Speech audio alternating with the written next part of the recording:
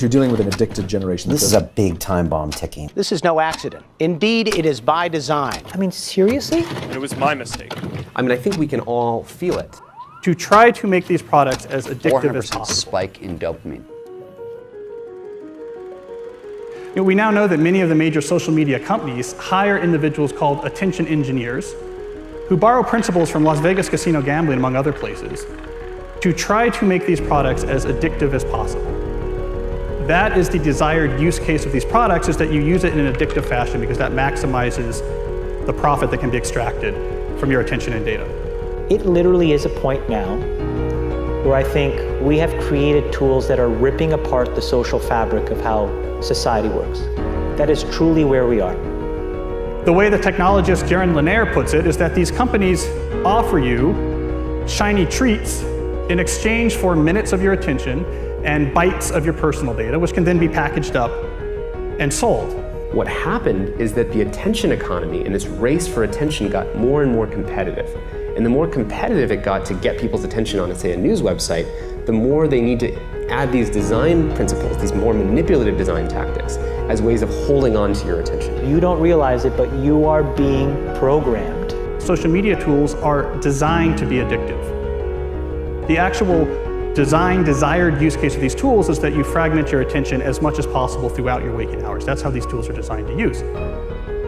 Well, we have a growing amount of research which tells us that if you spend large portions of your day in a state of fragmented attention, so large portions of your day where you're constantly breaking up your attention, take a quick glance, do a just check, and just quickly look at Instagram, that this can permanently reduce your capacity for concentration. I am especially worried about this when we look at the younger generation coming up, which is the most saturated in this technology. And it's very addictive because if you pull on the slot machine arm enough, you will win.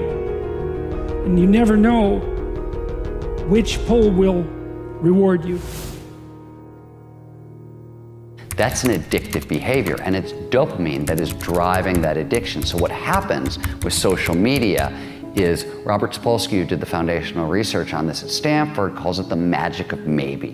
When you look at your phone and maybe there's a text there and maybe there's not, and you don't know, when it shows up, that high you get, that's dopamine. It's the magic of maybe. Maybe it'll be there, maybe it won't. When it shows up, you get a 400% spike in dopamine. That is roughly the same amount of dopamine as you're getting from cocaine. It's slightly less than an extremely addictive drug like cocaine. And that's what's happening. We really care what other people think of us. So for example, when you upload a new photo, a new profile photo of yourself on Facebook, that's a moment where our mind is very vulnerable to knowing what other people think of my new profile photo. And so when we get new likes on our profile photo, Facebook, knowing this, could actually message me and say, oh, you have new likes on your profile photo. And it knows that we'll be vulnerable to that moment because we all really care about when we're tagged in a photo or when we have a new profile photo. And the thing is that they control the dial, the technology companies control the dial for when and how long your profile photo shows up on other people's news feeds. So they can orchestrate it so that other people more often end up liking your profile photo over a delayed period of time, for example, so that you end up having to more frequently come back and see what the new likes are. And it's literally rewiring our brain. Even social media, the challenge is, with these terms like Facebook depression and everything, because what's that?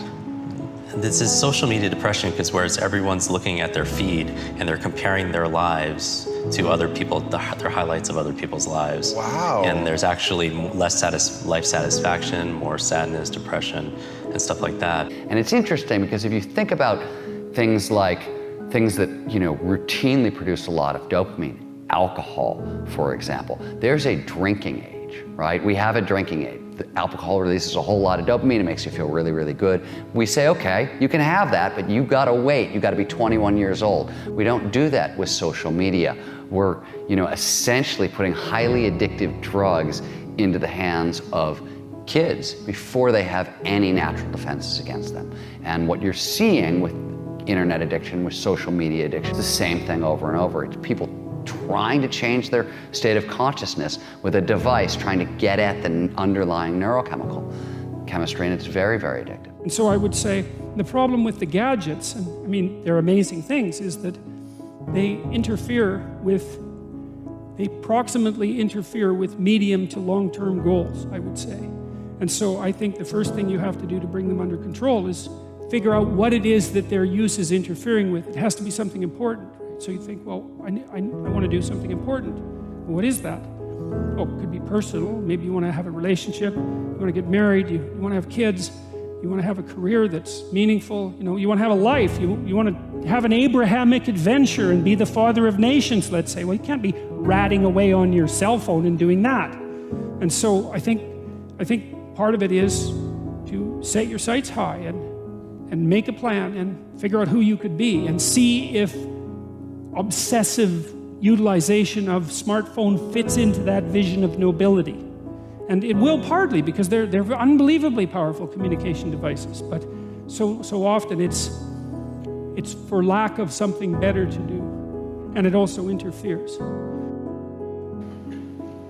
Imagine like when you take that to the extreme, where bad actors can now manipulate large swaths of people to do anything you want. It's a really, really bad state of affairs. And we compound the problem, right? We curate our lives around this perceived sense of perfection because we get rewarded in these short-term signals, hearts, likes, thumbs up, and we conflate that with value and we conflate it with truth. And instead what it really is fake, brittle popularity that's short-term and that leaves you even more, and admit it, vacant and empty before you did it. Because then it forces you into this vicious cycle where you're like, what's the next thing I need to do now? Because I need it back. Think about that compounded by 2 billion people. And then think about how people react then to the perceptions of others. It's really bad. So we know from the research literature that the more you use social media, the more likely you are to feel lonely or isolated. We know that the constant exposure to your friends' carefully curated positive portrayals of their life can leave you to feel inadequate and can increase rates of depression. And something I think we're going to be hearing more about in the near future is that there's a fundamental mismatch between the way our brains are wired and this behavior of exposing yourself to stimuli with intermittent rewards throughout all of your waking hours. So it's one thing to spend a couple hours at the slot machine in Las Vegas, but if you bring a slot machine with you and you pull that handle all day long from when you wake up to when you go to bed, we're not wired from it. It short circuits the brain, and we're starting to find that it has actual cognitive consequences, one of them being this sort of pervasive background hum of anxiety. Here's the thing. The world we live in isn't real. Social media isn't real. And by design, social media rewards us for showing our best life. The edited, posed, champagne, Michelin star, holiday, orchestrated best angle of our life, the highlight reel. But you don't ever see real life, the 99% of our lives, the behind the scenes, the unglamorous, unfiltered, day-to-day, bland normality. And you end up comparing your behind the scenes to other people's fake highlight reel and using others as a mirror or benchmark for how you should look, how successful you should be, or how you should live. These fake comparisons will only serve to make you feel inadequate and inferior to something that isn't even real. Research continually shows that comparing your life to someone else's creates envy, low self-confidence, low self-esteem, and depression. You compare yourself to other people every single day, consciously or subconsciously, and no matter what I say, you're not going to stop because comparing one thing to another is a natural human thing to do.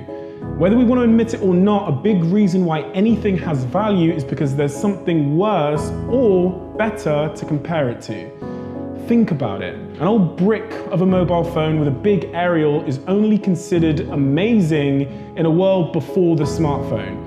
The horse and carriage is only considered a phenomenal mode of transport until the car comes along. The answer isn't to stop making comparisons, because unfortunately we can't control that. But you have to change the object of your comparison from someone else to yourself. You have to measure yourself against yourself. And by doing this, you start at a base point where you consider yourself to be perfectly fine exactly how you are. But it also is the most effective, motivating, and healthy way to work to improve yourself. You'll become your happier self when you stop putting pressure on yourself to be more like someone else, and when you start comparing real to real. We're in a really bad state of affairs right now, in my opinion. It is eroding the core foundations of how people behave by and between each other. And I don't have a good solution. My solution is I just don't use these tools anymore. I haven't for years. It's created huge tension with my friends, huge tensions in my social circles. If you look at my Facebook feed, I've posted maybe 2 times in 7 years. 3 times, 5 times. It's less than 10. And it's weird. I guess I kind of just innately didn't want to get programmed. And so I just tuned it out. But I didn't confront it. And now to see what's happening, it really bums me out. Back in the 1970s and the early 80s at Xerox PARC, when Steve Jobs first went over and saw the graphical user interface, the way people talked about computers and what computers were supposed to be was a bicycle for our minds. That here we are, you take a human being and they have a certain set of capacities and capabilities, and then you give them a bicycle and they can go to all these new distances. They're empowered to go to these brand new places and to do these new things, to have these new capacities. And that's always been the philosophy of people who make technologies. How do we create bicycles for our minds to do and empower us to feel and access more? Now, when the first iPhone was introduced, it was also the philosophy of these technologies. How do we empower people to do something more? And in those days, it wasn't manipulative because there was no competition for attention. Photoshop wasn't trying to maximize how much attention it took from you. It didn't measure its success that way. And the internet overall had been in the very beginning not designed to maximize attention. It was just putting things out there, creating these message boards. It wasn't designed with this whole persuasive psychology that emerged later. If you feed the beast, that beast will destroy you. If you push back on it, we have a chance to control it and rein it in. And it is a point in time where people need to hard break from some of these tools and the things that you rely on. The short-term dopamine-driven feedback loops that we have created are destroying how society works. No civil discourse, no cooperation, misinformation, mistruth. And it's not an American problem. This is not about Russian ads. This is a global problem. Mr. Zuckerberg, would you be comfortable sharing with us the name of the hotel you stayed in last night?